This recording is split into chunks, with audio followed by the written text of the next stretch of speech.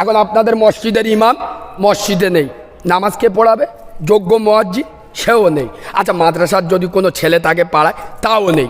আপনারা চারজন আছেন, দুজন প্যান্ট শার্ট পরে হয়েছে, দাড়ি চাঁচা, আর দুজন এত বড় পাঞ্জাবি, শয়তানের চোখ বুলু হয়ে যাবে। হ্যাঁ, আপনার দাড়িও এত বড়, বুঝলে? দুজন এইরকম, আর দুজন দাড়ি চাঁচা মাল প্যান্ট শার্ট পরে আছে, আর দুজন নবী সুন্নতি পোশাক পরে আছে। বুকে হাত দিয়ে বলুন, নামাজ কে পড়াবে? দাড়িওয়ালা চাচা পাঞ্জাবি পরে, তাই না? না, শরিয়াত এটা বলে না।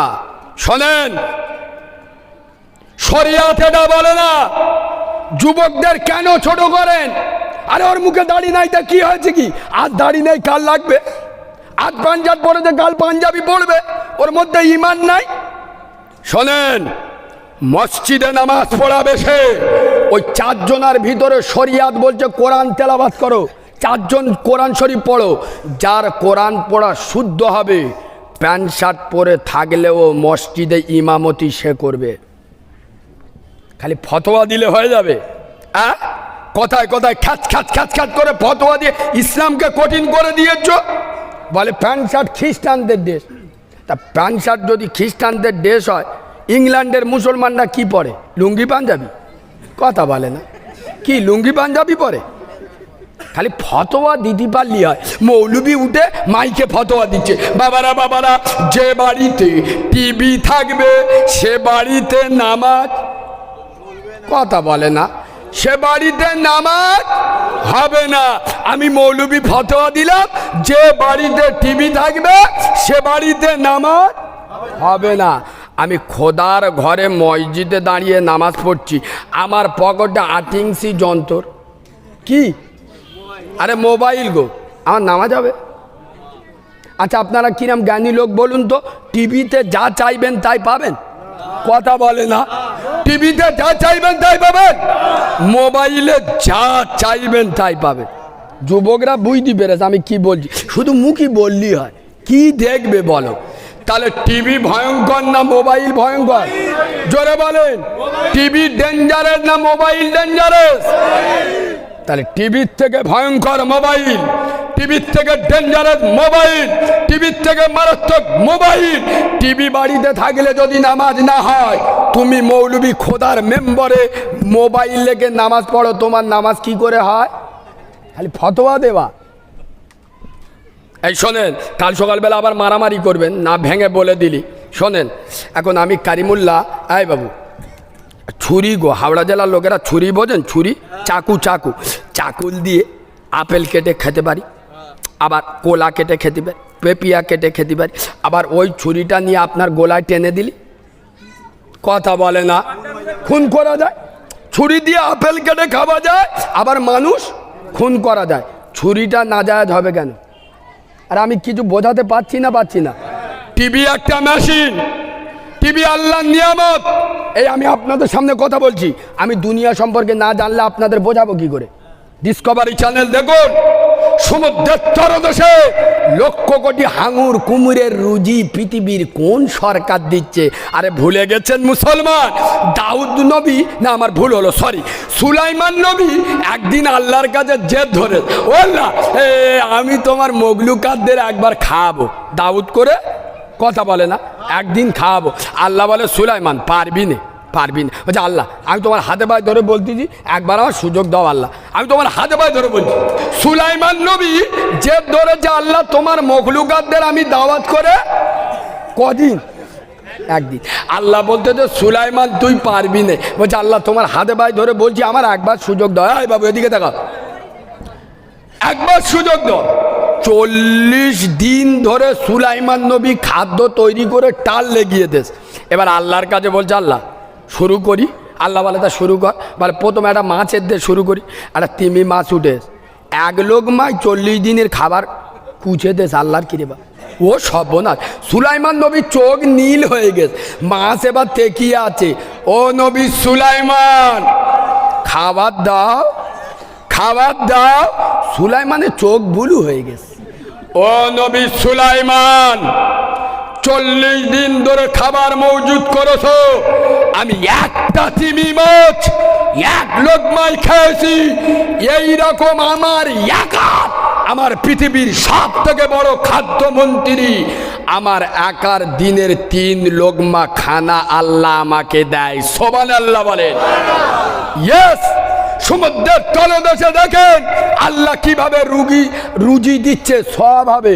অ্যানিম্যাল চ্যানেল দেখেন, জঙ্গলের ভিতরে আল্লাহ কিভাবে বাঘ ভাল্লুকের হাতে। এই বাবু আমার কথা ভালো করে বোঝেন, ফোন গো, মোবাইল নেটটা অন করে শুধু মুখই একবার বলবে, ওই পবিত্র কাবা শরীফের ইমাম কারি আব্দুর রহমান আল সুদাইস হুজুরে ওই এশার নামাজটা আমি একটুকে লাইভে দেখব। দেখা যাবে না? যাবেন? আর জোরে বলো। ফের একটু পর নেটটা খুলে দে, ওই মোবাইল, একই মোবাইলে একটু বলবেন ওই দীপিকা পাডুকোনের ভিডিওটা একটুকেন দেখি। আরে দেখা যাবে না? যাবে না? তাহলে মোবাইলে কাবার ইমামের নামাজ দেখা যাবে, আবার উলঙ্গ মহিলার ছবি দেখা যাবে। মোবাইলটা নাজায়েজ হবে কেন? আরে দোষ মোবাইলের না তোমার। তুমি মালটা ভালো না, তুমি 2 নাম্বার মাল, তোমার চরিত্র খারাপ, তুমি মোবাইলে দোষ দিচ্ছ কি করে? এখন করে আমি সব জায়গায় বলছি, মুসলমান নিজেদেরকে চিনতে পারিনি। এ মুসলমান মরলে সব, মারলে সব, পায়ে কাঁটা ফুললে নেকি লেখা হয়, জ্বর এলে সব লেখা হয়। আব্বা পেশাব করতে যাবেন, ফেরেশতারা নেকি লিখবে। সুবহানাল্লাহ বলুন, জোরে সুবহানাল্লাহ বলুন।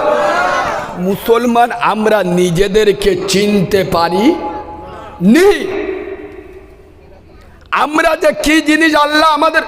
আচ্ছা, মুসলমান বসে পেশাব করলে সুন্নাতে রাসূল, দাঁড়িয়ে পেশাব করলে সুন্নাতে, কথা বলে না।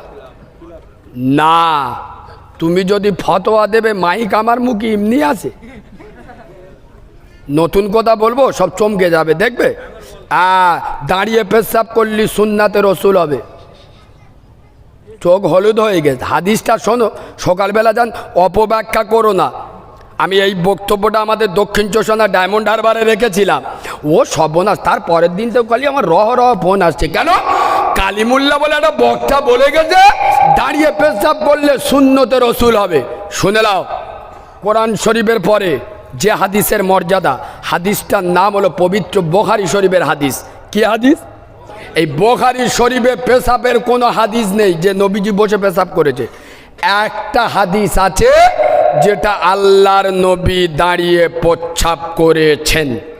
ভালো করে বুঝুন, কথা ভালো করে বুঝুন। কান করিসি ঢোল কত বলবি বল, কান করিসি কুলো কত কিলবি কিলো, এরাম আওয়াজ শুনবেন না। আমি কি বলছি? আমি বলছি রাসূলুল্লাহ দাঁড়িয়ে প্রস্রাব করেছেন। আমি বলি নাই যে রাসূলুল্লাহ দাঁড়িয়ে প্রস্রাব করতেন। দাঁড়িয়ে প্রস্রাব করতেন আর করেছেন দুটো এক না আলাদা? এক বচন বহু বচন দুটো এক না আলাদা? এই শোনেন, রাসূলুল্লাহ দাঁড়িয়ে প্রস্রাব করেছেন কেন? দুটো কারণ। নাম্বার 1, রাসূলুল্লাহ এমন একটা জায়গায় গিয়ে পড়েছিলেন যেখানে বসার কোনো স্কোপ ছিল না। ওখানে বসে পেশাব করলে পেচ্ছাপটা ঠিকরে পায়ে লাগতে পারে, কাপড়ে লাগতে পারে, নাপাক হয়ে যেতে পারে। বাধ্য হয়ে রাসূলুল্লাহ দাঁড়িয়ে প্রস্রাব করেছেন। আমার নবী কি জানতেন না যে আমার এই হাওড়ার মুসলমানেরা এরাও বিভিন্ন কাজে যাবে? আচ্ছা, আপনারা হাওড়ার টয়লেট কোনো দিন দেখেছেন? আরে দেখেছেন? আচ্ছা বলেন, হাওড়ার টয়লেটে বসে পেশাব ফেরার কোনো জায়গা আছে? আপনি যদি গিয়ে মস্তানি মেরে বলেন আমি উম্মতে মুহাম্মাদি, আমি মুসলমান, ও বসে পেশাব ফেরা সুন্নত, আমি দাঁড়াবো না, আমি বসে পেশাব করব। এখন আপনি যদি বসে পেশাব করেন আর আপনার পাশে ও তো পাইপ বার করে এমন স্টার্ট মারতেছে, শালা দিয়াল ফেটিয়ে দেবে তাল। হ্যাঁ না না বলো? আপনি যদি বসে যান তা ওর পেশাব তো দিয়ালে ধাক্কা মেরে শালা তোমার মাথায় মুখি ভরে যাবেন। কথা বলে না। তা নবী কি চান যে আমার উম্মতে মুহাম্মাদি অপমানিত হোক, এদের শরীরে পেশাব লাগুক, মাথায় পেশাব লাগুক? আরে নবী চান ওই জায়গায় ওই পরিস্থিতিতে দাঁড়িয়ে প্রস্রাব করা সুন্নাতে রাসূল। সুবহানাল্লাহ বলে। আরে মুসলমান কেন বোঝো না? শুকরের গোশত খাওয়া হারাম, জান বাঁচানোর ক্ষেত্রে খেলে হালাল, না খেয়ে মরে গেলে আত্মহত্যার গুনাহ হবে। ইয়েস, আরে বাধ্য হয়ে, তোমার অপশান আছে, এখানে বসার কোনো স্কোপ নাই। ভাই অপব্যাখ্যা করবেন না, তার মানে আমি বলছি না সব সময় দাঁড়িয়ে পেচাপ করবেন। বাধ্য হয়ে স্থানকাল পাত্রের উপরে এই দেখেন, আমি আরো একটু বললি আপনারা কি বক্তারে নবীর ভুল ধরতে গেছে। আল্লাহ নবী নামাজে ভুল পড়েছে, এটা চোখ হলুদ হয়ে গেছে। আরে নবীজি যদি নামাজে না ভুল পড়তো তা উম্মত কি করে শিখতো? নবী ইচ্ছা করে ভুল পড়িয়েছেন, কেন? উম্মত শিখে নিক নামাজে কি করে ভুল পড়লে লোকমা দিতে হয়, কেমন ভুল করলে সসিজদা দিতে হয়। উম্মত শিখবে কার কাছ থেকে? রসুল বলেছেন সল্লু কামা রাআইতুমুনি উসাল্লি। বুখারীর প্রথম পৃষ্ঠায় ওপরে লেখা আছে সল্লু কামা রাআইতুমুনি উসাল্লি, নামাজ ওইভাবে পড়ো যেইভাবে আমি রাসূলুল্লাহ আমাকে পড়তে দেখো ছোন। তা রসুল আমাদের জন্য স্যাম্পল। আমাদের যে মুসলমান, আমি বারবার কি বলছি, আমরা ইসলামটাকে বুঝতে পারিনি। এই দেখেন, যুবকরা নামাজি হলে আরো 5টা নামাজি বাড়বে না কমবে? এই গ্রামের যে পঞ্চায়েত সমিতির নেতা, সে তৃণমূল বলেন আর সিপিএম বলেন, আমরা যদি তাকে বুঝিয়ে মসজিদে আনতে পারতাম, সে নামাজি হলে আরো 5টা নামাজি বাড়তো না কমতো? আমাদের দুর্বলতা আমরা বুঝতে পারিনি। মুসলমানের ছানা জামাতে যে গে করিমি ধরে ইয়ে করি, চল না বাপ চল আসরের নামাজটা একটুখানি পড়। করিম বলে আমি পেচাপ করে কলম ধুইনি। আরে হ্যাঁ না না, হ্যাঁ না না, পেচাপ করে কলম। তা জামাতের লোক বলতেছে কি আজকে বলে আমার শরীর না পাক, তা বলে মসজিদই চল। বলে কি লোক দা, আমার শরীর না পাক বলি যে ফের মসজিদই নিয়ে যাবে। তোর বলেছে শালা তুই চুপ করে চল যাবি, তোরকে ফতোয়া মারাতি বলেছে। ফতোয়া দেওয়ার দায়িত্ব আলেমদের। ও সাধারণ লোক জামাতে গেছে, ও নামাজে দাউদ দিতে গেছে, ও যা বলতে ঠিক বলতেছে। তোর শরীর না পাক তো, ও বলতেছে চল তুই চলে যাবি, তোরকে ফতোয়া মারাতি বলেছে। তুই যদি ফতোয়া মারাতি যাস আলেমদের কাছে যা। কিরাম না পাগলি মসজিদে ওটা যাবে, তোর বাপদাদা 14 পুরুষ জানে। আমরা মাদ্রাসায় পোঁত ঘষেছি এমনি, যেই বলবে না পাক ওই মালের নিয়ে মসজিদে চলে যাবে। হ্যাঁ, এ ফতোয়া সব জায়গায় বলা ঠিক নয়। আম সমাজের মধ্যে বিভেদ সৃষ্টি হবে, ওই জন্য আমরা বলি না। কেমন শরীর নাপাক থাকলে মসজিদে যাওয়া যাবে সে শিক্ষা তো তোমার ভিতরে নেই। খালি মুসলমান কোনোদিন নাপাক হয়? আরে মুসলমান নাপাক হতে পারে না, লা ইয়ামাসসুহু ইল্লাল মুতাহহারুন। মুসলমান পবিত্র হবে, মুসলমান অপবিত্র হতে পারে না। আর এই কি গ্রামের নাম? আলিপুকুরের করিম আলী দিনে 10 বার পেচাপ করে, একবারও পেচাপ করে কলম ধই না। এ যদি উলুবেড়ের বাজারে বুকে হাত মেরে বলে উম্মতে মোহাম্মদী, ফেরেশতারা আদলা ইডনে ঝাড়বিনি মাথায়। আরে কথা বলে না মুসলমান। এই শোনেন, মুসলমানদের অনেক হয়ে গেছে তো, কটা বাজে? 2 ঘন্টা হতে যায়, 11:30, 11:30 তো, 11টা 12। শোনেন, মুসলমানদের ভিতরে কটা কোয়ালিটি বার করেছি বলবো? আর সবাই মিলে বলুন, আর একটু বলবো না ছেড়ে দেবো? ওই তকবীর দান, নারায়ে তাকবীর, নারায়ে তাকবীর। 7, 8, 9, জাকাত না দিলে খোদা নেবে, ওরতে ফুসকুড়ি বেরোবে, 3 লাখ টেনে নেবে। হ্যাঁ না না বলো? জাকাতের কথা হঠাৎ যখন এসে গেছে একটুখান বলে দিই, নইলে নোকতাটা আপনারা ধরতে পারবেন না। যারা মালিকের নেশাব হবে, আয়া বেদিকে দেখাও, যারা মালিকের নেশাব হবে 30-40 হাজার টাকা খেয়ে দিয়ে বছরে বাঁচবে, তাদের জন্য 100 টাকায় 2.5 টাকা, 1000-এ 25 টাকা, 1 লাখ টাকায় 2.5 টাকা জাকাত দিতে হবে। আচ্ছা, জাকাত ফরজ, ওয়াজিব, সুন্নত, নফল না মুস্তাহাব? আপনাদের কি বলে মনে হয়? ইয়েস, জ্ঞানী লোক। ফরজ মানে আল্লাহর হুকুম। কোরআন শরীফে যতবার নামাজের কথা এসছে ততবার জাকাতের কথা এসছে। ভাই আমি খুব কড়া কথা বলছি, ভালো করে শুনুন, কোথায় ঢুকছি খালি দেখেন। এখন জাকাত আপনি দিলেন না, অনেক লোক কিছু দেয়, অনেক মাল তো মোটে দেয় না।